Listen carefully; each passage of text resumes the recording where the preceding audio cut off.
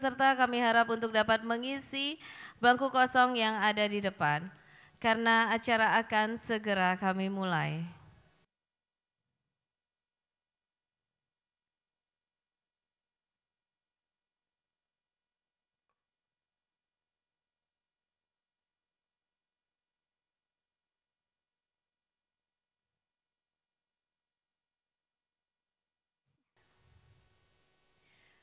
Assalamualaikum warahmatullahi wabarakatuh. Selamat siang, Om Swastiastu, Namo Buddhaya, salam kebajikan. Pertama-tama, marilah kita panjatkan puji syukur kehadiran Tuhan Yang Maha Esa, tepatnya pada hari Rabu tanggal 7 Agustus 2024 kita bertemu lagi di ASBSD dalam acara talk show Perubahan Paradigma LPJK dalam peningkatan profesionalisme Asosiasi Badan Usaha Jasa Konstruksi. Dan untuk menambah semangat kita dan dalam bulan kemerdekaan, marilah kita bersama-sama menyanyikan lagu Indonesia Raya. Kepada seluruh peserta kami mohon untuk dapat berdiri.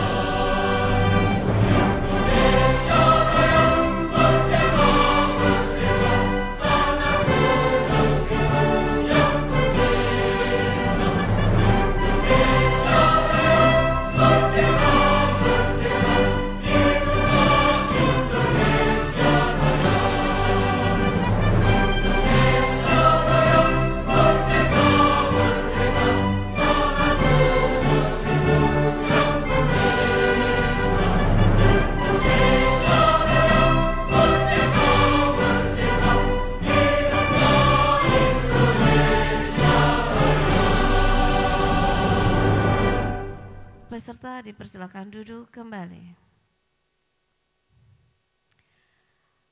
Untuk memulai acara ini, pertama-tama kami sampaikan sambutan dan pengantar dari Ketua Umum DPN Inkindo kepada Bapak Insinyur Eri Heriadi, kami persilakan.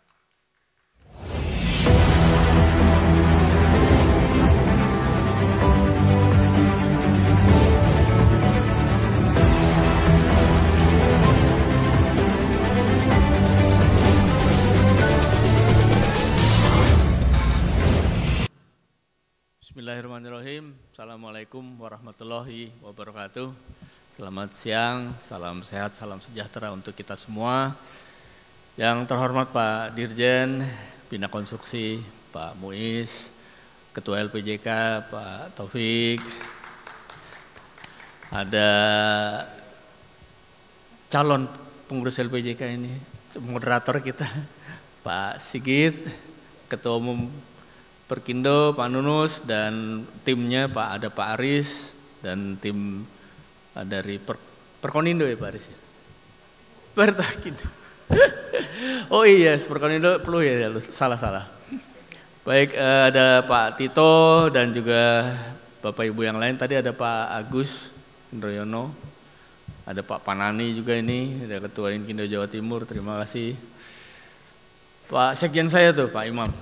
Jadi mohon maaf Pak Dirjen dan mungkin Pak Taufik Mungkin ini salah saya juga, asosiasi mestinya saya teleponin satu-satu ini harusnya ya.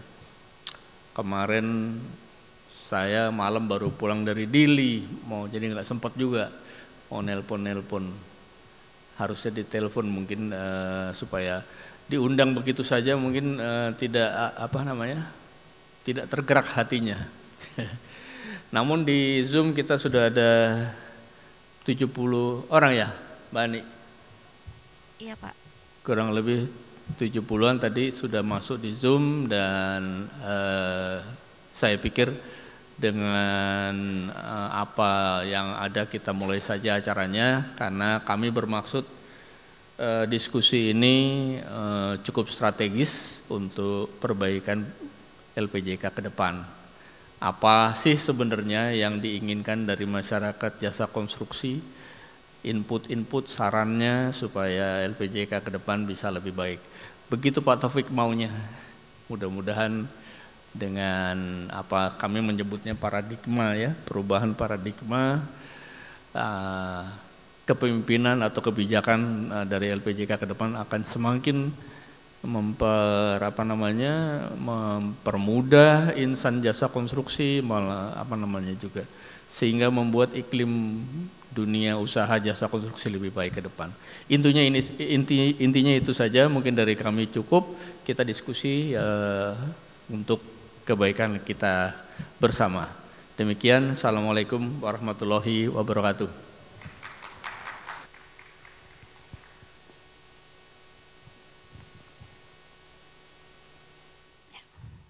Terima kasih kepada Ketua Umum DPN Inkindo.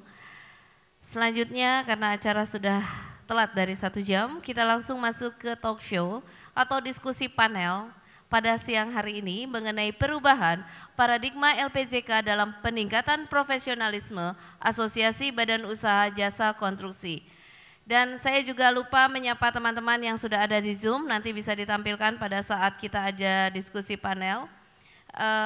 Dan dengan ini kami mengundang moderator kami yang juga merupakan Wakil Ketua Umum Bidang Jasa Konstruksi kepada Bapak Dr. Sigit, Bapak Insinyur Sigit, kami persilakan.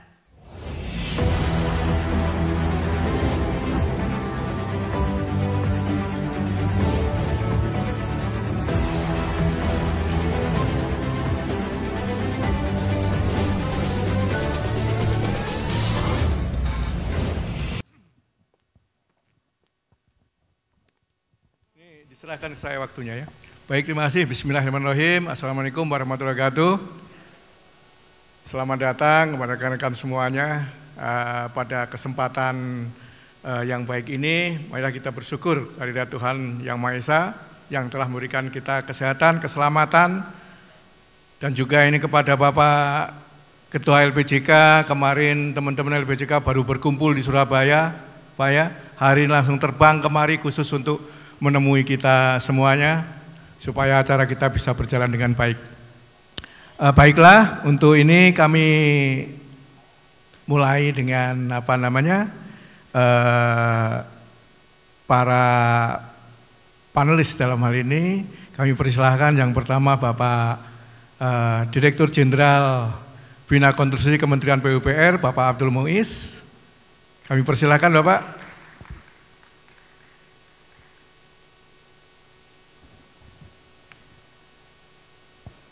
Terima kasih Bapak. Kemudian kami panggil Bapak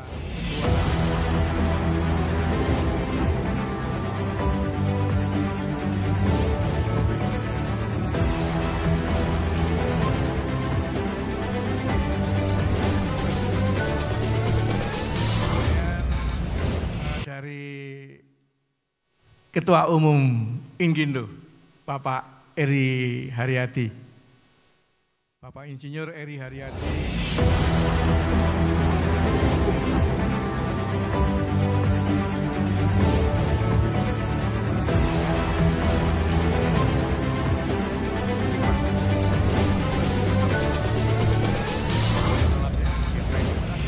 Informasinya.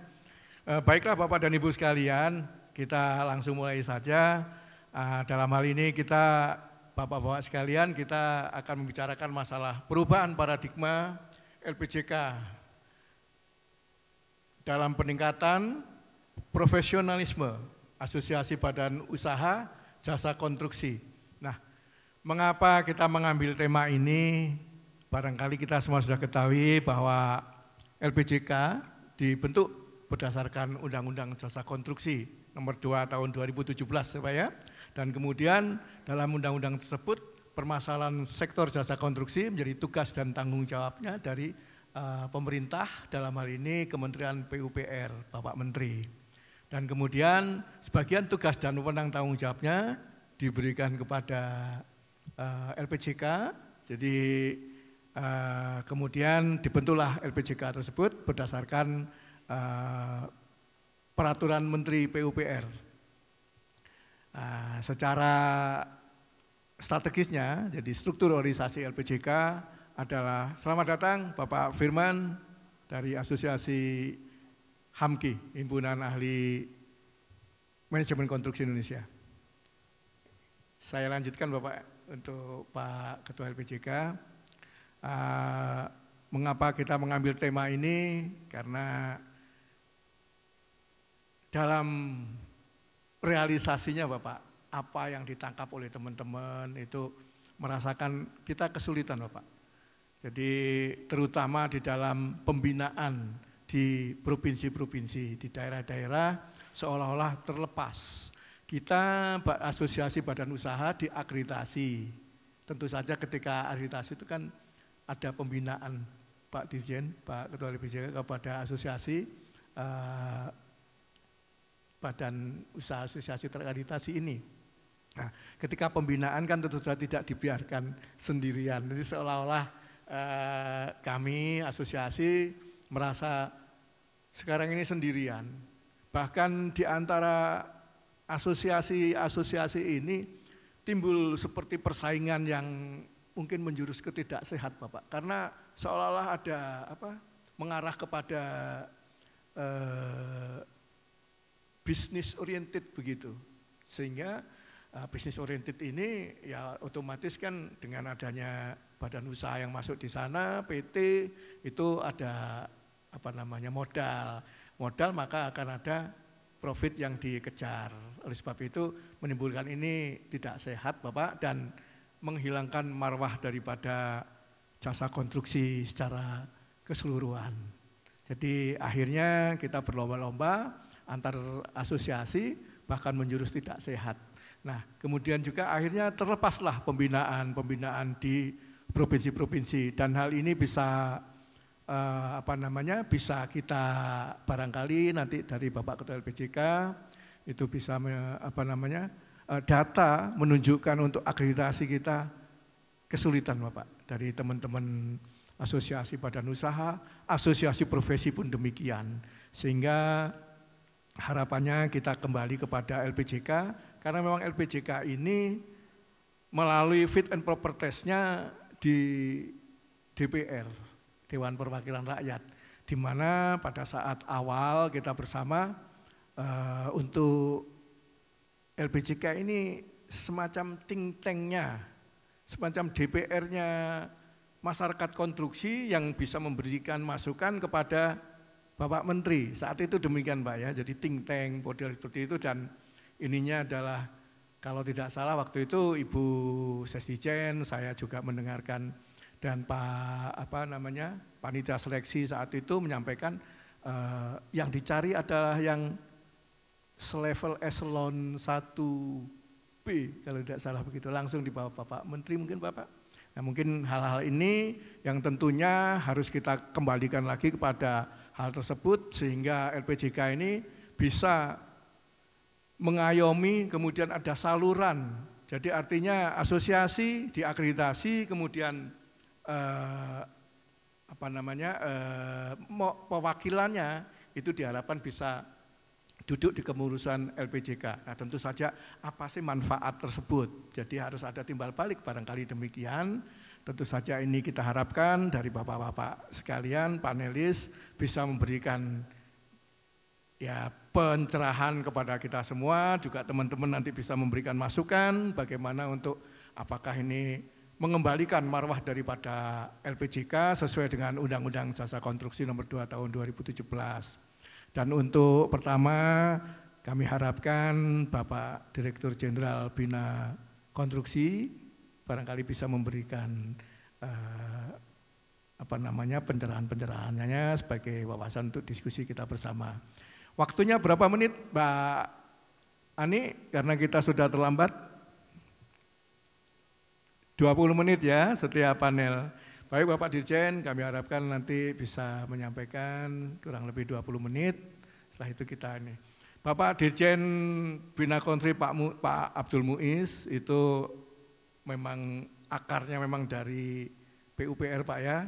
Masuk di PUPR, kemudian beliau menjadi ya staf biasa, kemudian menjadi kepala balai BWS ya, balai besar wilayah sungai, kemudian juga menjadi direktur PBJ, beliau sekarang menjadi dirjen, jadi sudah memang saya kira saya tidak perlu mengenalkan lagi kepada teman-teman sekalian. Selamat datang Pak Indro, saya kira semua sudah mengetahui Pak Dirjen. Silakan Pak Dirjen untuk mempercepat waktu, terima kasih. Mohon kalau ada mic.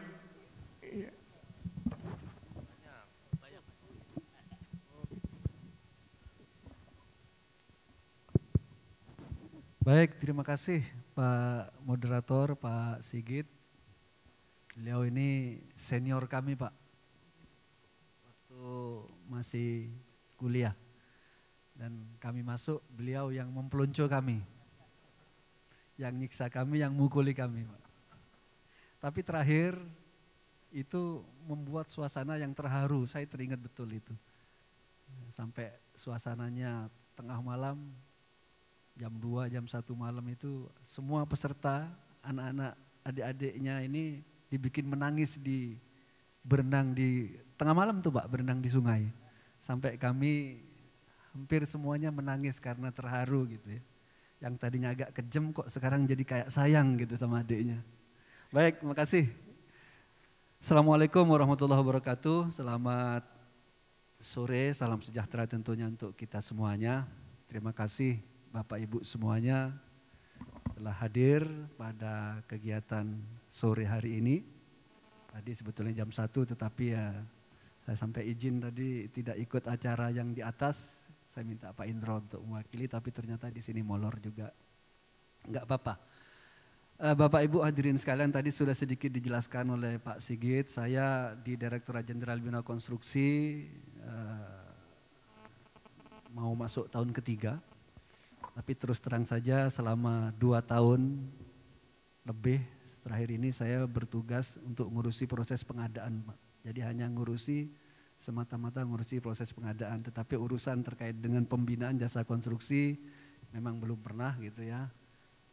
Dan baru sebulan ini kami masuk, kemudian salah satunya juga melakukan kegiatan bagaimana membina jasa konstruksi yang ada di Indonesia. Oleh karena itu sengaja saya masih harus banyak belajar, harus banyak menangkap, makanya saya dibekali kerepean sama teman-teman yang sudah lama bergelut sehingga apa yang nanti saya sampaikan mudah-mudahan tidak terlalu menyimpang dari yang seharusnya.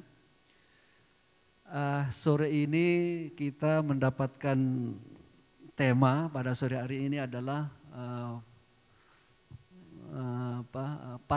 perubahan paradigma LPJK dalam peningkatan profesionalisme Asosiasi Badan Usaha Jasa Konstruksi. Nah, kalau saya mendapatkan tugasnya ini peran dan kontribusi pemerintah dalam menjalankan fungsi pengawasan dan pengembangan jasa konstruksi. Nah, kalau berbicara terkait dengan pengembangan jasa konstruksi, maka pada sore hari ini saya akan membahas dalam 2 hal, mungkin singkat saja. Nanti mungkin lebih banyak diskusinya supaya bisa lebih menyentuh, dan ini terus terang saya baru sehingga saya pun perlu masukan-masukan dari Bapak Ibu semua para pelaku jasa konstruksi ini sehingga nanti bisa kita bersama-sama dengan LPJK mendiskusikan kemudian merumuskan sesuatu yang barangkali selama ini menjadi keluhan dari Bapak Ibu semua untuk kita bersama-sama memperbaiki. Seharusnya seperti apa supaya problem-problem yang muncul di tengah-tengah masyarakat selama ini pelan-pelan bisa kita perbaiki secara bersama-sama.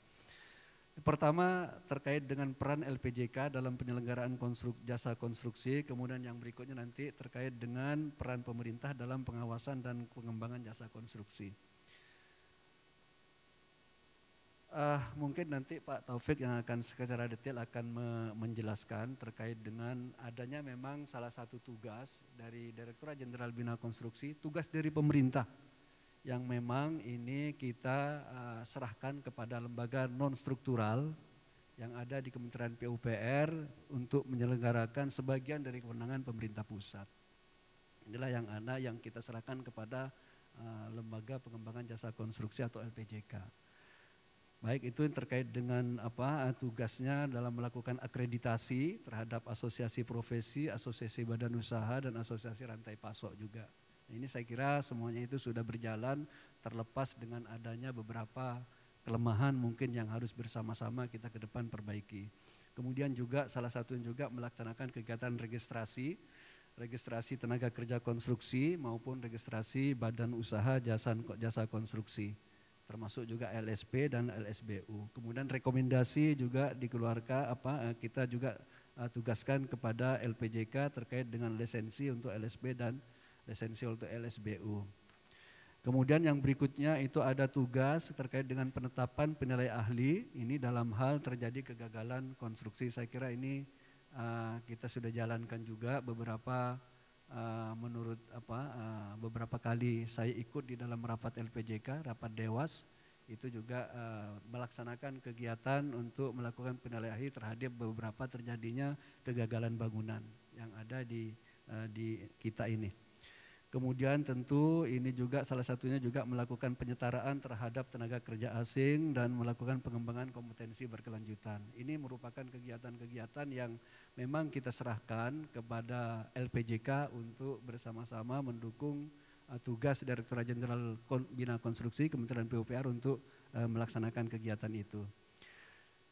LPJK bukan hanya sebatas operator sebetulnya dan eksekutor layanan jasa konstruksi, tapi juga harus menjadi muara penjamin mutu perbaikan jasa konstruksi. Artinya memang apapun yang menjadi keluhan di tengah masyarakat itu LPJK juga memiliki kewajiban yang harus bersama-sama dengan masyarakat jasa konstruksi dan kita semua untuk bagaimana memperbaiki mutu daripada jasa konstruksi yang ada di kita ini, terlepas dari adanya beberapa kelemahan ataupun kekurangan yang selama ini sering muncul. Nah itu tentu juga menjadi bahan yang harus diperbaiki oleh LPJK ke depan.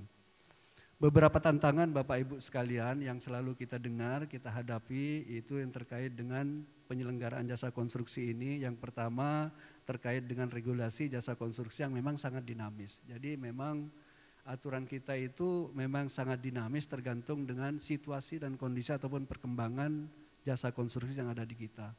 Sehingga aturan-aturan kita selalu kita update, kita sesuaikan sesuai dengan kondisi masalah yang muncul di tengah-tengah masyarakat.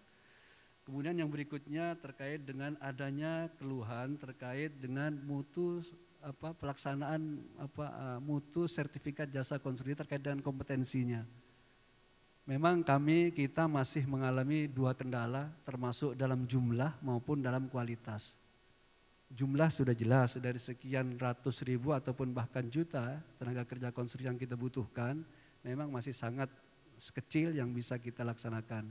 Tapi itu pasti akan terus dikembangkan dengan tumbuhnya beberapa LSP, adanya yang semakin banyak, kemudian juga adanya beberapa aturan-aturan serta penggunaan inovasi-inovasi yang sudah digunakan. Saya kira itu dalam rangka menjawab kebutuhan dalam segi kuantitas. Tetapi yang tidak kalah pentingnya selama ini adanya keluhan dari segi kualitas.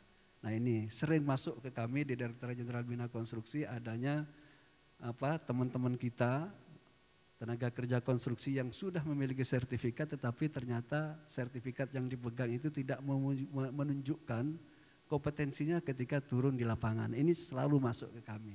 Oleh karena itu di samping kuantitas tentu perbaikan yang harus dilakukan adalah juga dari segi kualitas.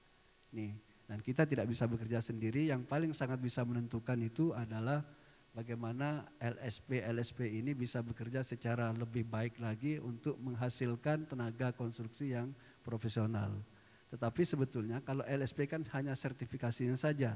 Yang paling penting itu di hulunya sebetulnya, bagaimana memproduksi, menghasilkan tenaga kerja konstruksi di kampus-kampus juga, itu juga harus bersama-sama semuanya untuk bagaimana berusaha meningkatkan mutu daripada lulusannya itu juga. Sehingga tidak menjadi tanggung jawab sepenuhnya pada LSP. Tetapi karena LSP merupakan pemberi sertifikat atau memberikan rekomendasi untuk mendapatkan sertifikat, memang itu sangat penting untuk bagaimana kita membina LSP-LSP yang ada di kita ini. Kemudian yang berikutnya ada juga yang berkembang, yang masuk ke kami ini tuntutan agar proses sertifikasi itu bisa lebih sederhana, lebih transparan dan lebih akuntabel. Saya kira ini menjadi tantangan juga bagi kita, bagaimana karena memang ada yang masih mengeluhkan proses sertifikasi ini berjalan begitu lambat, begitu sulit gitu ya. Walaupun juga kita temui gitu, ada beberapa yang tidak lama itu sertifikatnya keluar gitu, dalam hitungan jam itu keluar. Ini permasalahan yang mesti nanti harus kita atur, harus kita kita buat regulasinya supaya kondisi-kondisi seperti tadi tidak terjadi. Termasuk juga penggunaan teknologi informasi yang tentu akan memberikan percepatan dan transparansi sekaligus di dalam rangka menghasilkan tenaga kerja konstruksi tadi. Yang berikutnya juga ini mungkin terkait dengan Bapak Ibu semua ini, karena memang peran daripada asosiasi ini memang sangat dibutuhkan di dalam rangka meningkatkan ataupun menjawab baik dari segi jumlah maupun dari segi kualitas daripada tenaga kerja kita ini, untuk bagaimana kita bisa tingkatkan secara bersama-sama. Masing-masing asosiasi, Inkindo, Perkindo dan yang lain semuanya itu harusnya memiliki tanggung jawab yang besar untuk bagaimana membina anggotanya supaya baik dari segi kualitas dan kemampuannya itu bisa betul-betul meningkat dan bisa mencerminkan kondisi yang sebenarnya yang ada di lapangan. Itu saya kira beberapa permasalahan yang muncul selama ini. Kemudian ini tentu langkahnya memang beberapa terobosan, ini mungkin nanti Pak Taufik aja yang bisa memberikan penjelasan secara lebih rinci, tetapi secara singkat saja, terobosan daripada LPJK itu adalah perbaikan regulasi dan kebijakan. Saya kira itu memang sudah sangat perlu, termasuk juga keluhan-keluhan tadi itu saya kira harus kita atasi dengan menggunakan regulasi. Jangan kita biarkan seperti itu, ada yang berlangsung begitu lama, ada yang berlangsung begitu cepatnya, dalam hitungan jam itu sudah bisa keluar. Nah, hal-hal yang seperti itu harus kita atur nanti ke depan supaya tidak muncul kembali. Kemudian perbaikan proses sertifikasi saya kira saya jelas, ini mungkin SOP, bahwa kan kemarin itu ada waktu saya di Gapensi ada permintaan bahwasanya ke depan sistem informasi yang ada di LSP ataupun di LSBU ini itu dikeluarkan oleh LPJK supaya memiliki keseragaman dan tingkat kemudahan penggunaan yang sama gitu. Karena memang ada yang menyampaikan sulit untuk bisa mengikuti sistem untuk menggunakan sistem informasi yang ada di beberapa LSP. Karena memang tidak seragam dan mungkin juga belum connect secara langsung dengan sistem informasi yang ada di LPJK. Ini harusnya kita nanti kita perbaiki, semua sistem informasi yang ada di LSP dan LSBU itu harus bisa connect secara otomatis kepada sistem informasi yang ada di LPJK, sehingga semuanya sudah bisa secara otomatis terhubung. Contoh misalnya keluhan yang agak ramai saat ini adanya beberapa kita mau mengurus SBU ataupun mengurus sertifikat standar. Di dalam prosesnya kita sudah menggunakan OSS. Tetapi ada tahapan di mana itu harus masih dilakukan verifikasi secara manual oleh Kementerian PUPR gitu, oleh kita. Sehingga kita memiliki keterbatasan tenaga, satu hari itu hanya mampu sekitar 300. Tetapi yang antri itu sudah 18.000 untuk mendapatkan sertifikat standar dilakukan verifikasi oleh PU. Nah, hal-hal yang seperti ini yang ke depan kita harus sudah perbaiki. Tidak perlu lagi diverifikasi secara manual, tetapi kita harus lakukan secara otomatis. Ini memang sudah kita mulai, kemarin kita juga sudah koordinasi dengan BKPM, karena ini memang harus nyambung dengan sistem OSS yang ada di BKPM, sehingga nanti diusahakan itu bisa tuntas dalam bulan ini, dalam 1 bulan. Harapannya nanti di bulan September, yang tadinya kita lakukan secara manual tadi, mengecek dengan SBU yang ada di Siki, itu sudah tidak lagi dilakukan secara manual, tetapi secara otomatis dia akan terhubung dan akan dilakukan verifikasi secara sistem. Sehingga yang 18.000 tadi harapannya tidak terlalu lama sudah bisa kita selesaikan secara baik.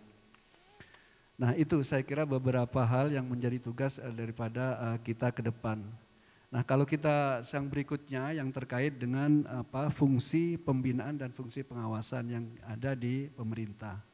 Ini tentu seperti yang saya sampaikan tadi, di samping melakukan pembinaan, tentu juga kita harus melakukan pengawasan. Nah, untuk melakukan pengawasan maka itu harus ada norma, standar, prosedur dan kriteria gitu ya. Nah, ini salah satunya. Kemudian dengan menggunakan standar itu kita lakukan pembinaan, kemudian lakukan monitoring dan evaluasi. Kemudian juga yang tidak kalah pentingnya itu kita ya harus menerapkan sanksi-sanksi ketika terjadi satu pelanggaran. Nah, ini selama ini mungkin hal yang seperti ini yang masih agak lemah kita. Untuk menerapkan sanksi itu masih sangat kita masih sangat resisten dan masih agak kurang.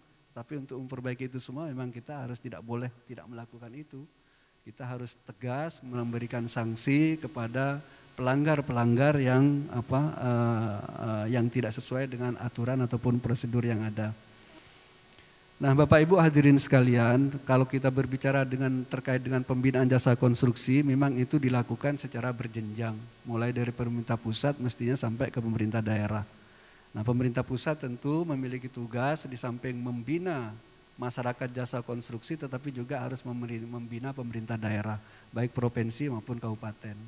Tetapi kalau pemerintah daerah ini memang murni dia akan membina masyarakat jasa konstruksinya, termasuk juga pemerintah kabupaten kota. Nah, itu. Selanjutnya tentu pengawasan yang kita lakukan ini tidak terlepas hanya pada tapi semuanya yang harus kita lakukan pengawasan, termasuk itu terhadap jalannya asosiasi-asosiasi, kemudian bagaimana LSBU itu bekerja, LSP, karena semuanya sudah ada aturannya. Bisa kita lihat di sini terkait dengan asosiasi itu sebetulnya sudah ada surat keputusan Dirjen juga di tahun 2020, kemudian LSBU juga sudah ada.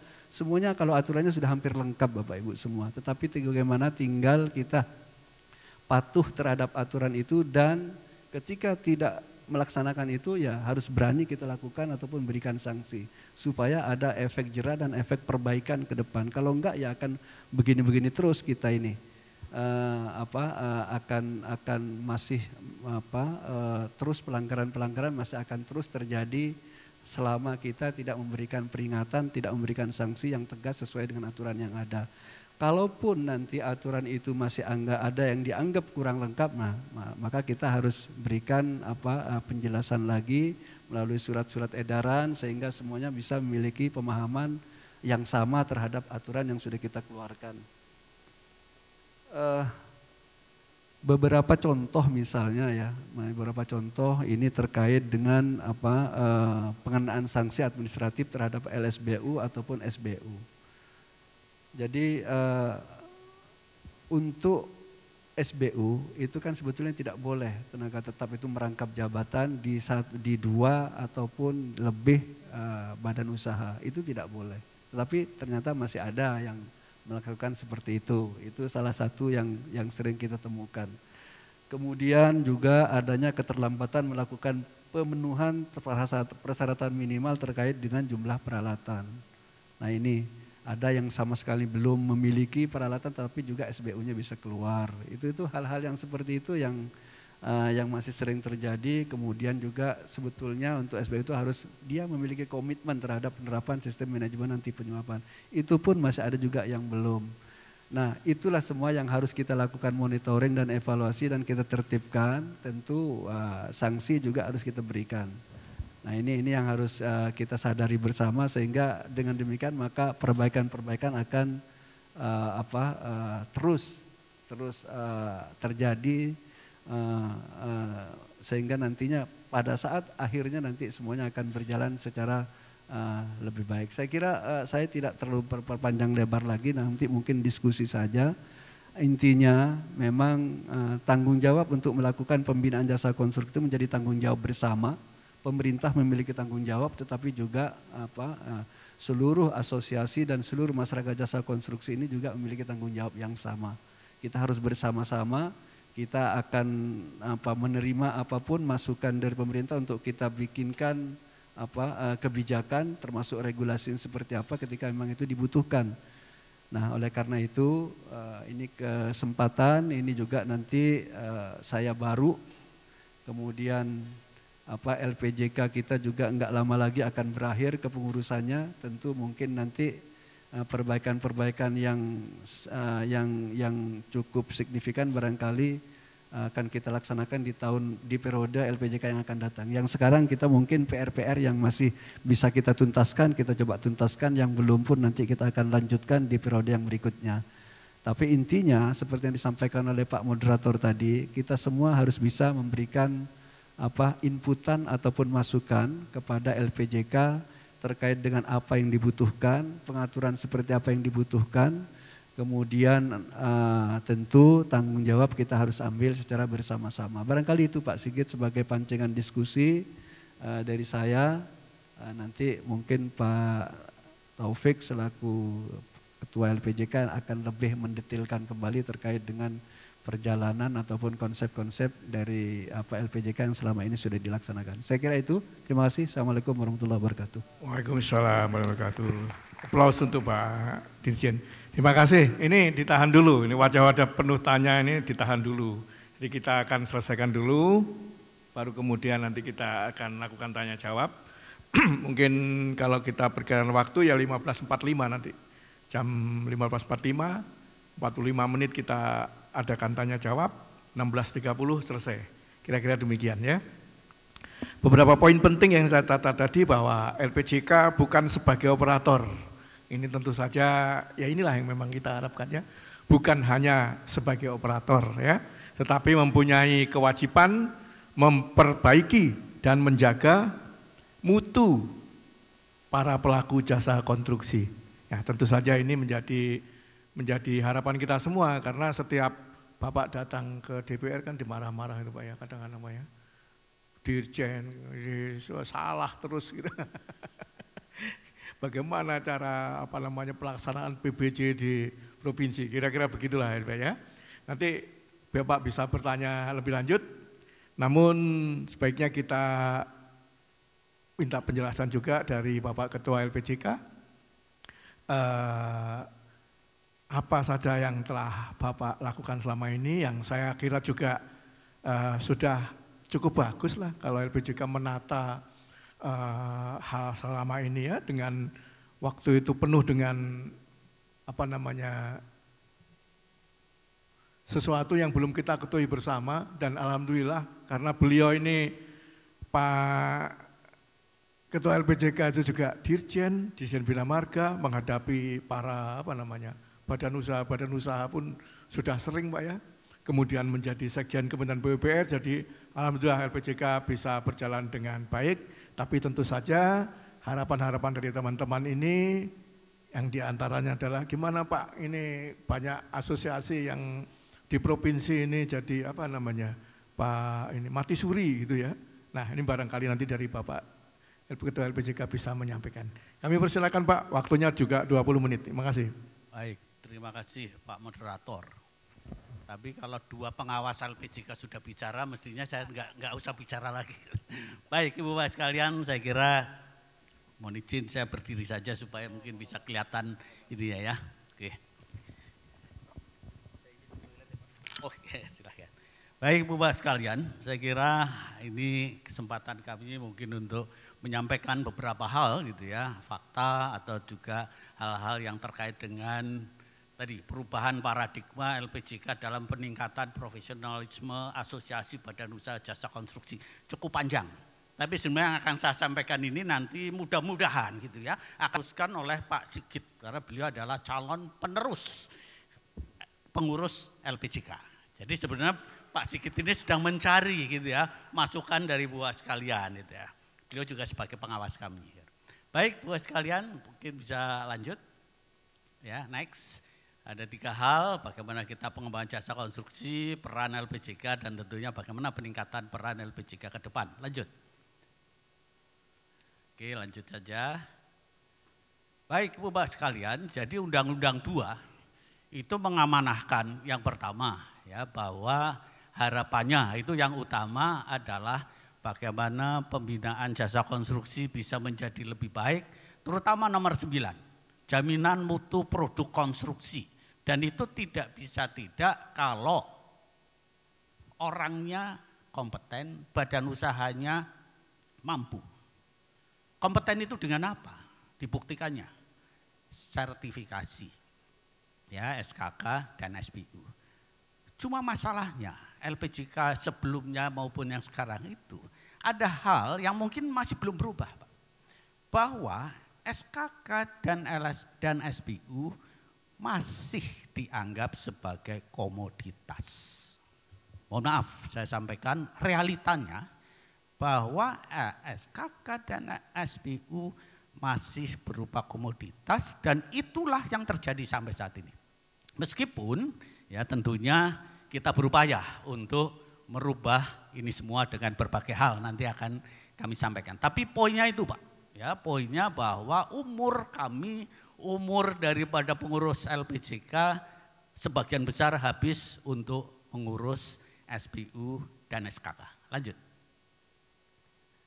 Baik Bapak sekalian, saya kira ini terkait dengan PP 22, maka apa yang akan dilakukan terutama untuk jasa, ada 3 sebenarnya, pengembangan jasa konstruksi, ada jasa konsultasi, pekerjaan konstruksi, dan pekerjaan terintegrasi.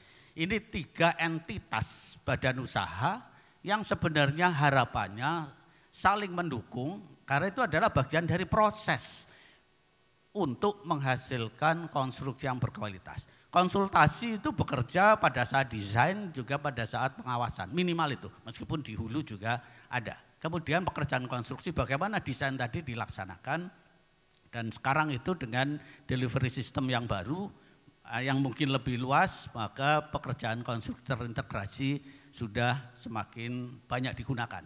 EPC, design and build dan lain-lain. Saya kira ini hal-hal baru, tantangan baru di dunia jasa konstruksi kita. Oke, lanjut. Baik, jadi terkait dengan pembinaan jasa konstruksi tadi betul Pak yang disampaikan Pak Dirjen, pemerintah pusat, provinsi, kabupaten itu bertanggung jawab dan tentunya tidak lepas dari keberadaan asosiasi profesi dan asosiasi badan usaha. Karena asosiasi profesi yang menaungi SDM, asosiasi badan usaha yang menaungi badan usaha jasa konstruksi. Dan itulah bahwa pada dasarnya asosiasi tadilah yang merupakan induk daripada keberadaan dari LSP. Ya. Karena LSP hanya boleh dibentuk oleh asosiasi terakreditasi dan LSPU yang hanya bisa dibentuk oleh asosiasi badan usaha. Ada yang entitas lain yang boleh membentuk LPK dan lain-lain. Tapi yang utama tentunya berkaitan dengan keberadaan tadi masyarakat, partisipasi masyarakat, maka asosiasi profesi dan asosiasi badan usaha menjadi pilar daripada mutu dari jasa konstruksi. Saya kira memang ini yang dihadapi kita sekarang itu harapan kita asosiasi asosiasi profesi dan badan usaha ini akan menjadi bagian yang menjadi solusi. Namun kita tidak menutup mata bahwa bisa saja asosiasi dan tadi asosiasi badan usaha dari itu menjadi bagian dari masalah juga bisa. Bisa saja. Itu tantangan kita. Saya kira apa yang kita hadapi sekarang, Ibu Bapak sekalian, bagaimana anggota-anggota dari badan usaha asosiasi tadi merasa dia memerlukan asosiasi. Itu tantangan besar bagi asosiasi. Untuk bisa itu seperti apa yang bisa ditawarkan oleh asosiasi? Value macam apa yang bisa disampaikan oleh asosiasi kepada anggotanya supaya anggotanya tidak pergi? Saya selalu sampaikan bahwa pada dasarnya anggota asosiasi tadi harus hidup. Hidup itu dari perut, ya Pak. Baru mikir. Kalau anggota asosiasi perutnya tidak terjamin, saya bisa pastikan anggotanya lari Pak. Anggotanya pergi. Nah ini tantangan bagi asosiasi untuk bisa menahan anggota merasa perlu atas asosiasi tersebut. Gampang saja lah. Kan ada kalau misalnya badan usaha analognya. Kalau dia sahamnya bagus dia akan beli berapapun harganya. Tapi begitu dia perusahaannya bangkrut jadi kertas sahamnya. Ya, jadi artinya kembali tadi bagaimana tantangan asosiasi memberikan value yang bisa diharapkan oleh anggotanya. Lanjut. Ibu Bapak sekalian, ini saya kira apa yang ditentukan ya, apa yang menjadi kebijakan pengembangan. Jadi pengembangan minimal 7 Pak. Yang pertama bagaimana mengembangkan kapasitas usaha jasa konstruksi. Ya tadi ya melalui sertifikasi badan usaha. Dan juga sekarang baru terbit ya peraturan menteri PUB bagaimana kapasitas usaha itu bisa dikembangkan. Yang kedua tugasnya adalah bagaimana sistem penyelenggaraan jasa konstruksi berjalan sehat. Itu hanya bisa ditentukan sekali lagi kalau badan usahanya orangnya beres. Yang ketiga, bagaimana standar keamanan, keselamatan, keberlanjutan konstruksi bisa ditegakkan. Ya artinya sekali lagi itu hanya bisa dibentuk kalau konstruksinya berkualitas. Sekali lagi, hanya bisa dikerjakan kalau badan usahanya beres, orangnya beres. Keempat, pengembangan kapasitas tenaga kerja. Oke, tadi orang. Kemudian 5, pengembangan kapasitas rantai pasok. Oke, ini bagian dari yang memang selalu kita dorong terus. Dan kemudian yang keenam, pengembangan kapasitas kelembagaan partisipasi masyarakat. Itulah tugas kita. Tugas dari LPJK tadi bisa mengayomi atau bisa tadi mengkoordinir keberadaan asosiasi profesi dan asosiasi badan usaha. Yang ketujuh, nah ini penting, semuanya tidak akan bisa menjadi baik kalau kita tidak menggunakan sistem informasi tadi. Ibu Bapak sekalian, apa yang terjadi nanti kita akan bisa lihat. Bahwa dengan sistem informasi ini tidak memungkinkan lagi atau meminimalisir terjadinya pembohongan atau juga inkonsistensi antar data. Nanti kami akan sampaikan. Ya, jadi ini tidak bisa tidak sistem informasi jasa konstruksi itu menjadi tulang punggung ya, dari keberadaan lembaga seperti LPJK. Ya lanjut. Oke, apa peran LPJK? Lanjut. Nah, ada perubahan, ada perbedaan yang cukup mendasar antara LPJK Undang-Undang tahun 2007 dengan Undang-Undang tahun 2017. Ya, jadi mandat yang diterima LPJK yang pertama memberikan akreditasi asosiasi badan usaha, akreditasi untuk asosiasi profesi, dan rekomendasi LSP karena LSP tadi diberikan lisensinya oleh BNSP. Yang ketiga, pencatatan penetapan penilai ahli, yaitu terkait dengan kegagalan bangunan, penyetaran tenaga kerja asing, membentuk LSP kalau itu darurat, nah, kita sudah lakukan itu untuk keadaan darurat, lisensi LSPU. Nah, ini bahwa LSPU bisa berdiri atas dasar lisensi dari LPJK. Pencatatan PUJK tenaga kerja, oke, pencatatan pengalaman, Ibu Bapak sekalian. Pencatatan pengalaman tidak bisa tidak kalau kita wajib menggunakan sistem informasi. Dan disitulah bisa kita lihat bagaimana seseorang bisa punya pengalaman umurnya 30 tahun tapi pengalamannya 60 tahun. Fakta. Fakta, Pak. Ada orang bisa punya sertifikat 12. Saya jadi ahli hanya punya 1, Pak. Dengan pengalaman hampir 40 tahun itu. Ada orang 40 tahun, 50 tahun umurnya bisa 12. Dan itu kelihatan semua. Ya, bisa 12. Saya nggak tahu. Faktanya ada. Dan itu bisa tertangkap dengan adanya sistem informasi. Lanjut. Oke, Ibu Bapak sekalian, jadi saya kira ini yang lama dulu ya, posisi LPJK yang demikian powerful. LPJK dulu adalah LSBU dan LSP Super, Pak. Karena sertifikasi keluar dari LPJK. Sekarang itu digeser bahwa penerbitan SKK oleh LSP yang notabene tadi adalah komisarisnya harus dari asosiasi profesi, untuk terbitnya SBU dari LSBU yang notabene komisarisnya adalah asosiasi badan usaha. Jadi kita serahkan, LPJK mencatat saja dan mengawasi tentunya. Oke, lanjut. Itu sudah berubah, paradigmanya sudah berubah, Pak. Jadi LPJK tidak punya power sekuat dulu lagi, tapi power kita adalah pengawasan dan juga tadi, ya kalau perlu provokasi lah, Pak. Sampai batas tertentu. Baik, jadi ini kaitannya bahwa hanya asosiasi yang terakreditasi yang boleh membentuk LSBU, ya selain tadi LPK dan lain-lain, dan tentunya bagi BUJK, nah ini SBU harapannya menjadi bukti kompetensi Badan Usaha Jasa Konstruksi sebagai syarat izin usaha, sebagai persyaratan mengikuti tender pelelangan. Apa yang terjadi?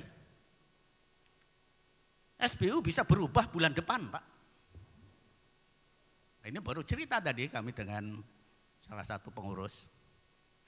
Hari ini karena tendernya menengah, rubahlah. Kelas besar jadi menengah. Sudah dapat tender, rubah lagi jadi besar. Itu kita lihat, Pak.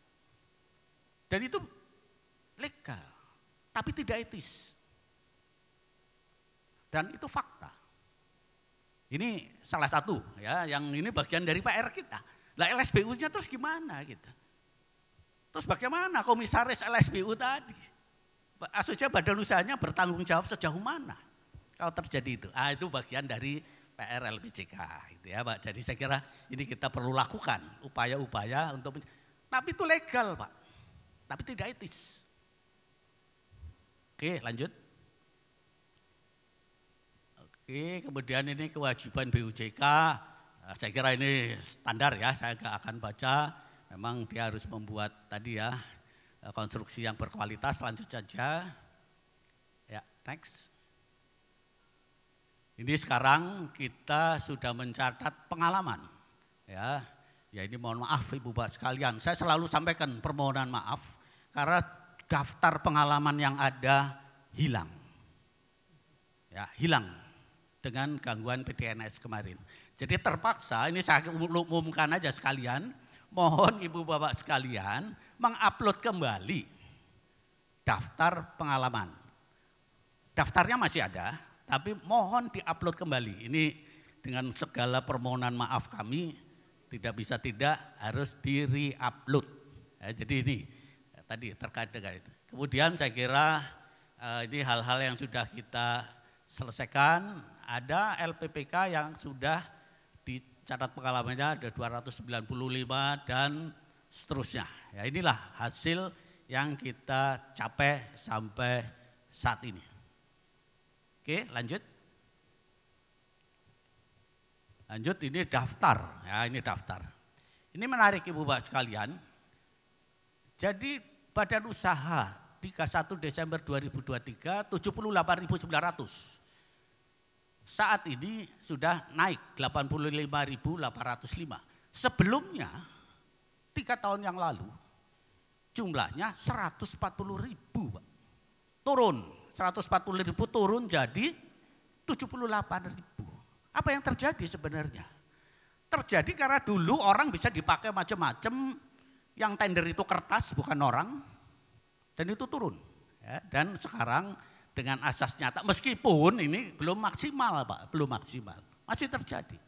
Tapi setidaknya harapan kita 78.908 tadi atau 85.000 sekarang adalah badan usaha yang ada orangnya, ada kertasnya. Mohon maaf, kalau dulu ada kertasnya nggak ada orangnya gitu. Ya. Dan sekarang pun untuk dapat kertas itu ada orang yang menggunakan nama semaunya saja. Tanpa minta izin. Itu masih banyak dan kami harus selesaikan 15.000 kasus atas double penggunaan orang. Ya, tapi itu bisa ketahuan. Ya, jadi ini realitanya. Ya, memang tidak menyenangkan. Jadi harapan kami yang 85.000 itu adalah badan usaha yang beneran. Badan usaha yang beneran harapannya. Jadi 40.000 atau 60.000 itu bagian dari detoksifikasi badan usaha. Kalau bahasa DKI itu cleansing katanya. Ya, tapi kita harapkan 85.000 ini adalah badan usaha yang beneran. Meskipun kami tahu di 85.000 tadi masih banyak kekurangan, nanti kami akan tunjukkan. Lanjut. Oke, ini jumlah sertifikat pada tenaga kerja konstruksi juga turun. Ya, turun. Dulu kita mencatat ada 700.000 orang, Pak. Tapi kemudian awal kami ada di LPJK banyak yang lapor. Pak, saya nggak pernah minta sertifikat, kok saya dikasih. Realita, Pak. Ada orang mati tahu-tahu, loh sertifikatnya masih ada. Ada juga yang tanda tangan, orang yang udah mati masih tanda tangan. Oke, itu nah sekarang harapannya, oke lah kita turun, tapi harapan kita turun itu orangnya masih hidup, kertasnya masih ada. Ya, oke, realita Pak Sigit. Pak Sigit, oke lanjut. Ya, oke, dan ini saya kira juga sama SKA. Ibu Pak sekalian, ini PR untuk Pak Sigit. Jadi faktanya Pak, bahwa tenaga kerja konstruksi kita yang sarjana itu jumlahnya sangat sedikit Pak.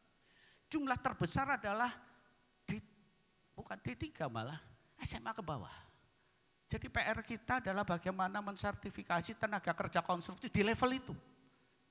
Kalau sarjana relatif lah, tapi sangat sedikit. Oke, dan ini realita yang ada adalah jumlah kita 269.000 ya tenaga kerja yang tersertifikat. Inilah yang kemudian, nah ini, ya, oke, kalau kita sebut sinyalemen atau hipotesa. Kenapa banyak badan usaha hilang? Karena menggunakan nama orang yang dulu 700.000 yang sebenarnya enggak pernah ada. Atau mungkin orang yang tadi doubling atau orang yang diambil namanya tanpa dibayar. Tanpa diketahui oleh yang bersangkutan. Lanjut. Oke, ini data asosiasi yang sudah tercatat, terakhir itu 54. Jadi salah satu tentu Inkindo di sini ya, asosiasi terakreditasi. Oke, ya saya kira ini data yang bisa Ibu Bapak sekalian lihat. Oke, lanjut. Catatan pengalaman, ya ini mohon sekali lagi di re-upload kembali dari daftar yang sudah kita lakukan. Lanjut. Oke, kita sekarang menggunakan sistem informasi yang terpadu di mana yang dikelola LPJK adalah SIKI dan Simpan. Yang kemarin sempat terganggu. Oke, lanjut saja. Dan ini adalah terhubung dengan pajak. Oke, ini Ibu Bapak sekalian tadi yang disebut sanksi. Lanjut saja. Ini LPJK tidak punya kewenangan memberi sanksi. Sanksinya dari Pak Menteri atau Pak Menteri melimpahkan. Ini surat tadi terbit, surat ini terbit Februari 2024. Sanksi akan kita berlakukan, lanjut. Nah, ketidaksesuaian terhadap SBU ini umumnya tenaga kerja tetap tapi TKK tadi sertifikatnya mati atau sudah atau merangkap. Komitmen peralatan tidak dipenuhi. Komitmen SMAP tidak penuhi janjinya 1 tahun atau 3 tahun. Ini realitanya. Lanjut. Nah, Ibu Bapak sekalian, ini yang mengerikan. Ini yang mengerikan. Bahwa dari jumlah badan usaha atau dari sertifikat badan usaha yang jumlahnya 230.000